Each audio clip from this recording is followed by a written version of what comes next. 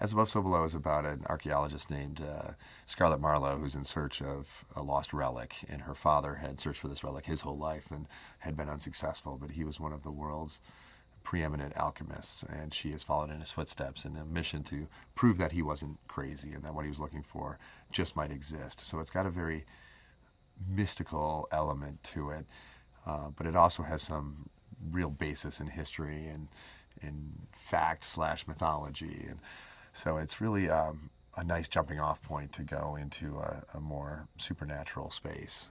So she and two Americans and three French cataphiles go in search of this lost relic under the streets of Paris, and they end up crossing a threshold into something that doesn't make sense and something that is kind of beyond this world, and their personal demons start to manifest themselves and haunt them individually as they go deeper and deeper into the space.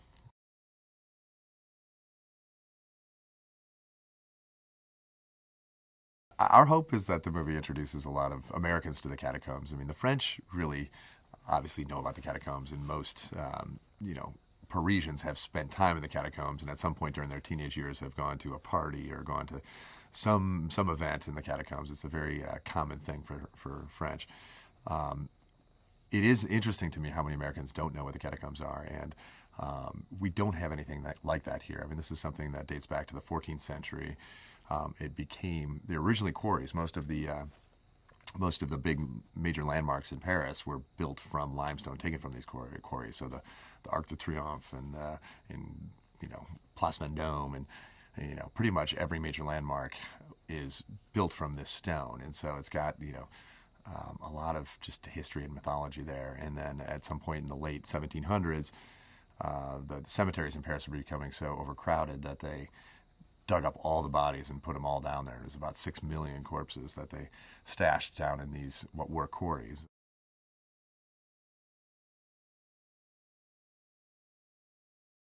This movie was intended to be, a bit of a personalized experience for each one of the characters in the movie, but in doing so, we'd like audience members to kind of have that personal connection to it as well. And we don't go to great lengths to explain, what each person's personal demon that they're encountering down there. We don't feel the need to explain all of the backstory on each one. Sometimes it's just one image, and from that image you can kind of extrapolate what you think it is that this person did, or what they're, what's weighing on their soul, and what it is that they've, been living with all these years. And it's kind of nice to not have to really spell it out in great detail, which, and sometimes making studio films, you get a lot of pressure to explain every last thing to the point where no one has any questions whatsoever, and that gets a little tiring. And it was great working at Legendary, where creatively they're very open to doing things differently and to breaking some rules and not overly explaining everything, and letting people draw their own conclusions from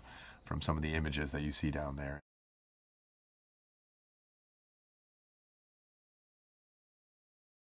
We drew a lot of imagery from literary references, and As Above, So Below, most importantly Dante's Inferno, and there's a lot of illustrations that we really liked that feel like such a nightmarish hellscape, that we thought, let's bring some of this really bizarre imagery to this movie once we kind of cross this threshold into a hell-like, supernatural, surreal environment.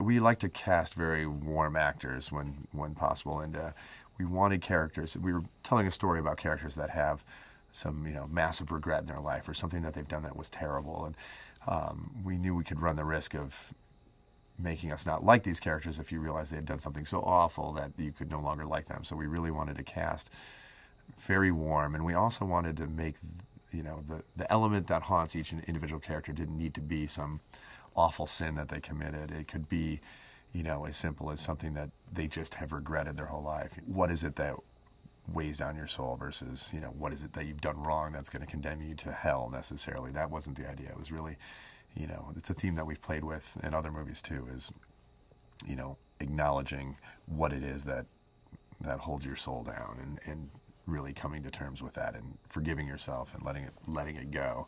And that really became a real touchstone to this movie.